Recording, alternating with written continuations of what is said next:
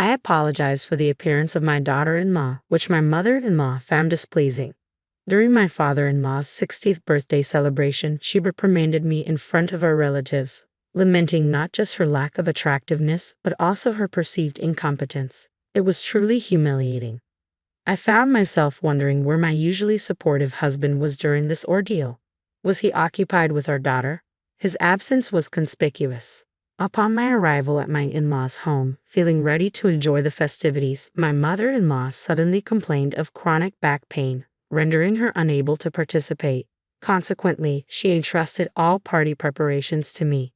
As the event progressed, she continued to denigrate me in front of our gathered relatives, casting a shadow over what should have been a joyous occasion. It felt as though the lively atmosphere had turned somber, resembling more of a funeral than a celebration. Then, breaking the uncomfortable silence, my father-in-law stood up. "Is that all you have to say?" Little did anyone know, this seemingly innocuous question would set off a chain of events beyond imagination. "My name is Sarah, and I'm 35 years old. 6 years ago, I tied the knot with Michael, my husband, who happened to be 3 years my junior. Together, we have a delightful 5-year-old daughter. However, despite the joy of our family, there was always a shadow lurking in the form of my mother-in-law's disapproval. She harbored resentment towards me for being older than her son. Every holiday visit, be it New Year's, Memorial Day, or any national celebration, was tainted by her cutting remarks aimed at me, often in the absence of my husband. I wish I had a younger, livelier, and more attractive daughter-in-law, not someone adorned with age spots like you," she would say with a sharp tongue. "Do I really look that old?" "Yes, very much so. Haven't you noticed your own reflection in the mirror every day?" Receiving criticism about one's appearance can be deeply hurtful, especially for women. Despite this, I tried to brush it off, considering our limited interactions occurring only a few times a year. However, instead of diffusing the situation, my nonchalant response seemed to further provoke her.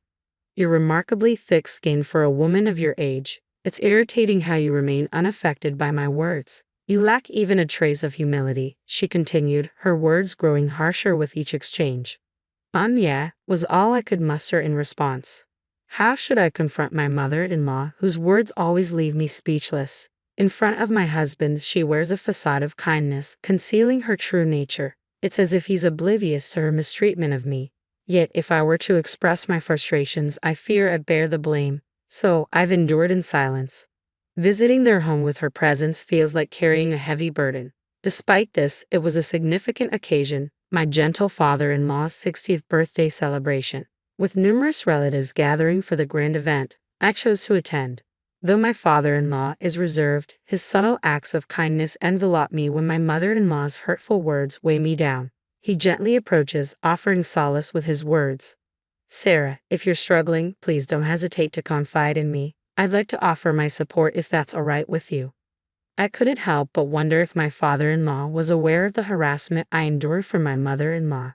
Perhaps he chose to refrain from openly supporting me to shield me from further mistreatment behind the scenes.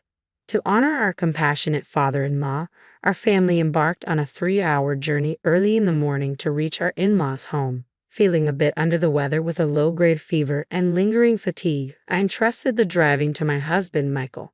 Upon arrival, my mother-in-law emerged from the front door with an air of cheerfulness. Well, look who's here.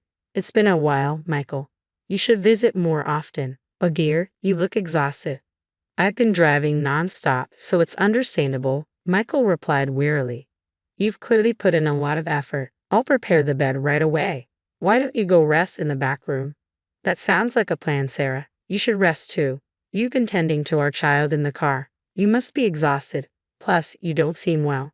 "Oh, Michael, you didn't know. I spoke with Sarah yesterday, and we arranged to go shopping for the 60th birthday celebration." "Sarah, you go rest. Once you've placed the luggage at the entrance, we'll head out." Of course, I couldn't recall any such arrangement, nor did I recall discussing any shopping plans. After looking after our energetic 5-year-old daughter, I felt drained.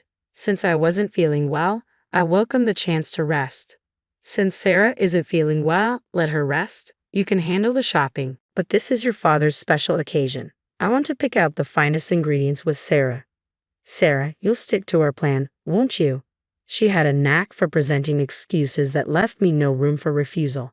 After dropping off the luggage, she grabbed my arm forcefully and directed me back into the car we had just exited.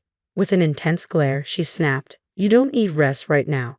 But almost instantly, her demeanor softened into a broad smile as she exclaimed, "Thank you for driving us. I really appreciate it." Knowing my mother-in-law's temperament, opposing her at that moment would likely ruin the entire day. With reluctance, I found myself settling into the driver's seat. "I'm feeling all right, Michael. You take a break. I'll accompany mother-in-law for shopping." Attempting to hand her daughter over to Michael, my mother-in-law swiftly intervened, taking the child from my arms and settling her into the child's seat before shutting the door firmly. Taking care of the child is a mother's responsibility. "Well then, Michael, we're off." As she settled into the passenger seat, her previously sweet demeanor vanished, replaced by a harsh tone as she began to chastise me. "So, you can't even manage to care for your own child?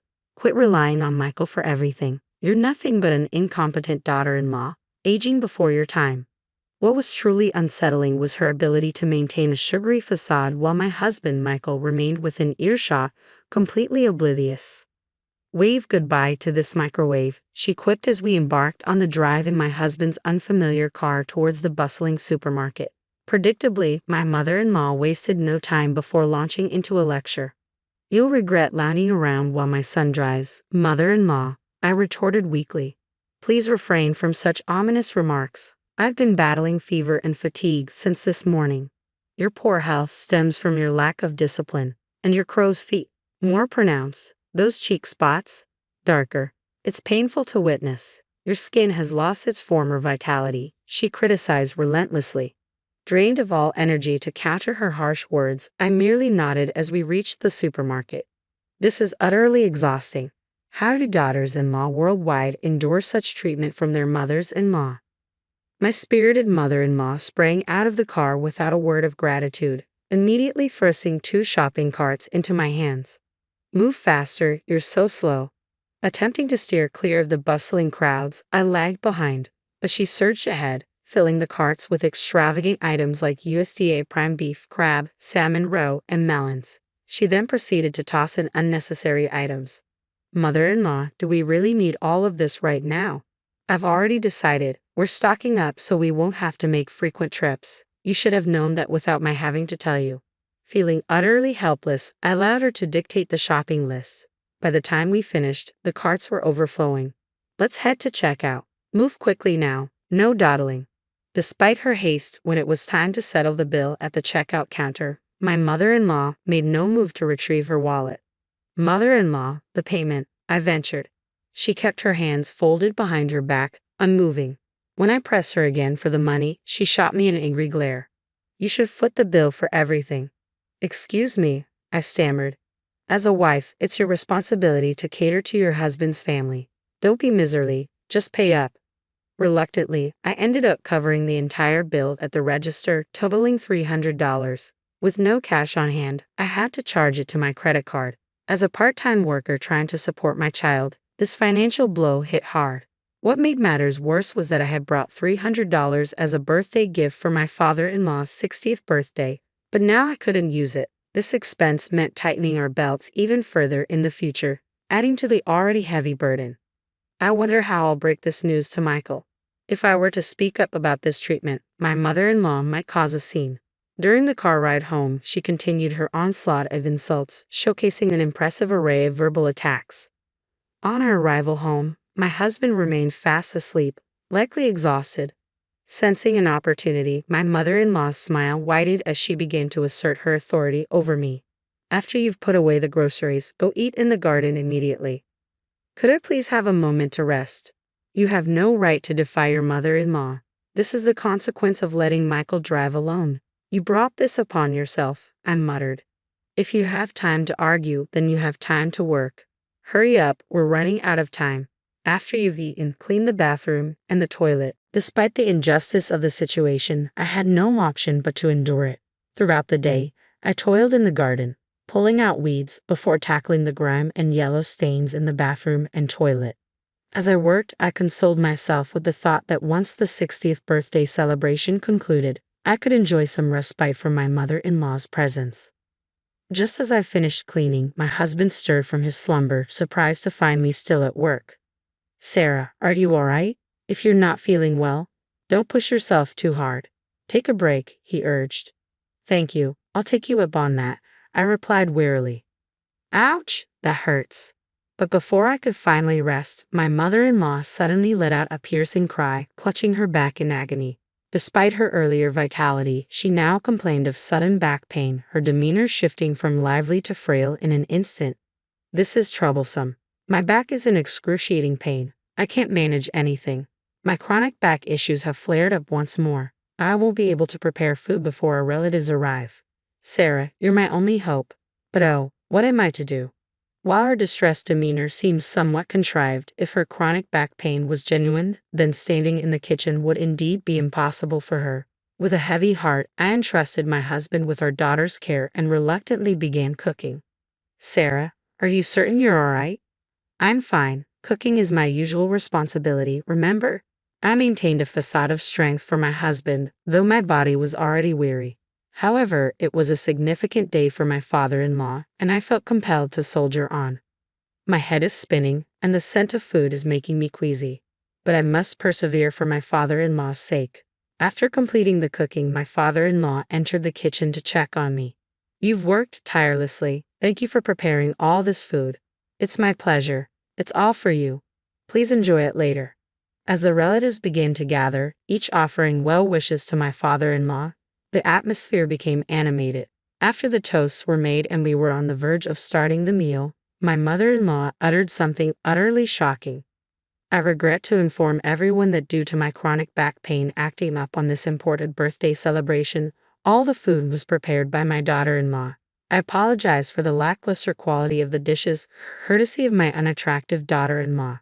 Both my father-in-law and husband were stunned into silence by my mother-in-law's sudden outburst.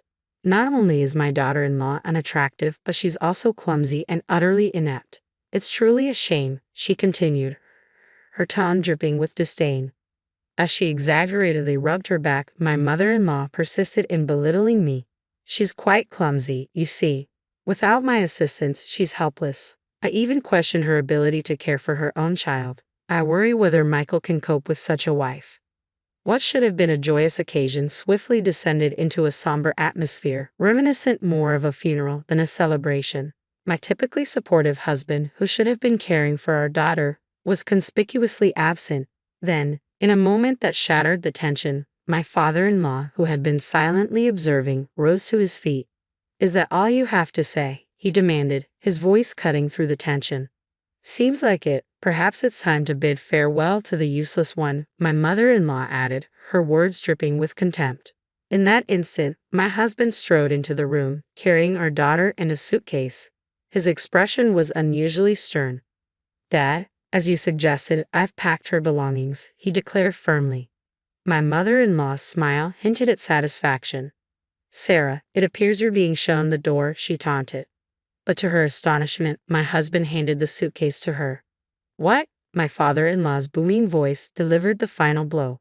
Take that and leave this house immediately. Despite her initial confusion, my mother-in-law swiftly grasped the gravity of the situation. Why am I the one being asked to leave? It's Sarah who's incompetent. The bathroom is always covered in mold, the toilet left filthy, and you dare to label Sarah as useless when you hardly lift a finger to cook. And let's not forget how terribly you've treated her. I've had my fill. It's a mother-in-law's responsibility to guide her daughter-in-law. I was merely pointing out her flaws. Guidance. Please. Do you think we're living in?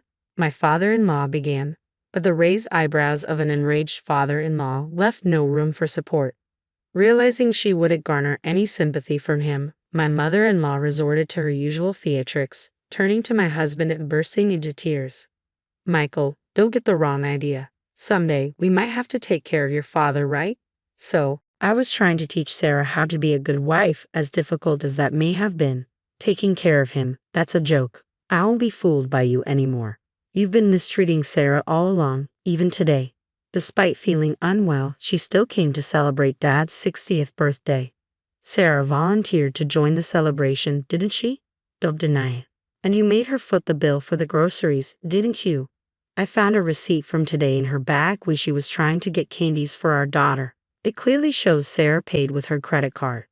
I just asked her to pay because I didn't have any cash on me. I was planning to reimburse her later, honestly. Really? If I hadn't noticed, you would have stayed silent about it. I've ignored the typical mother-in-law and daughter-in-law conflicts, but you've crossed a line. I'm tired of living with such a spiteful old woman. Witnessing my husband and father-in-law turn away from her, my mother-in-law reverted to her usual theatrics, blaming me with all her usual dramatic flair, tears streaming down her face. No, I haven't vocalized it, but it's undeniable that you've been mistreating me, isn't it? For the sake of my father-in-law and my husband, who had shown me unwavering support, I summoned the courage to speak the truth for the first time. I refused to let my mother-in-law continue to dictate the narrative. That's correct. We were informed by Mia. We're aware of the derogatory remarks you made about Sarah at the supermarket and in the car afterward. You forced Sarah to handle all the weeding and cleaning in the house. Yeah, Grandma was mean to Mommy. She made her clean lots of things.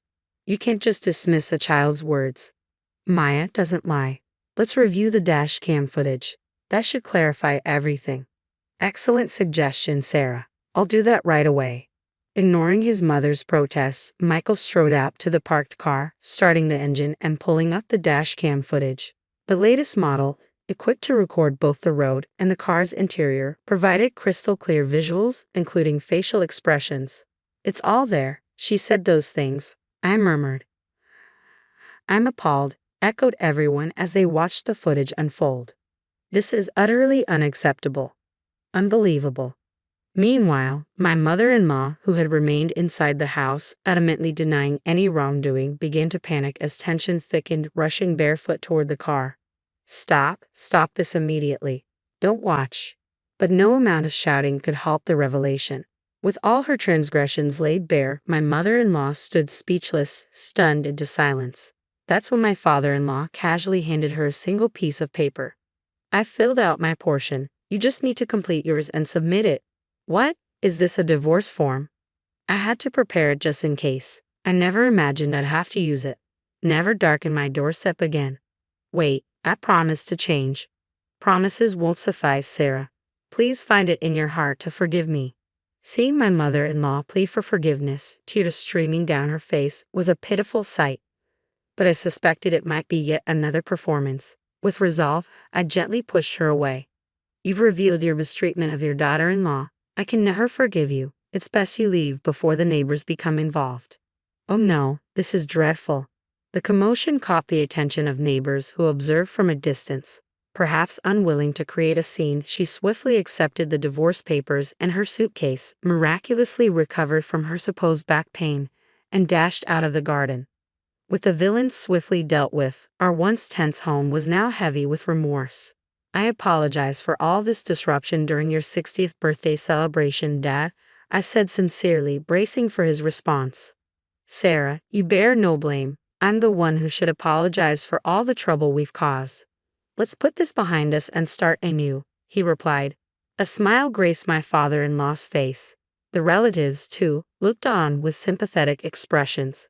Later, they commended the dishes I had prepared and enjoyed them with gusto. In that moment, all weariness seemed to evaporate into thin air. Thus, we commemorated my father-in-law's 60th birthday in grand style. Despite her initial reluctance, my mother-in-law eventually agreed to the divorce, and it concluded amicably. It also came to light that she had been embezzling funds from my father-in-law's account, resulting in an order for her to repay $10,000 that she had spent recklessly. Struggling to secure employment due to her lack of experience, she now works as a nighttime janitor in an office building. With little money remaining, she resides in a dilapidated apartment that has seen better days. Meanwhile, I discovered that I was pregnant with my second child. The discomfort I had experienced earlier was attributed to my pregnancy. 5 months have elapsed since then, and my husband Michael has been incredibly supportive. Our ultrasound revealed that we are expecting a baby boy. Both Michael and my father-in-law eagerly anticipate his arrival, already preparing for his welcome. My father-in-law even sent over a selection of blue baby clothes. Our darling daughter is thrilled at the prospect of having a younger brother and diligently practices caring for a baby with her dolls each day. Witnessing her enthusiasm fills me with boundless joy.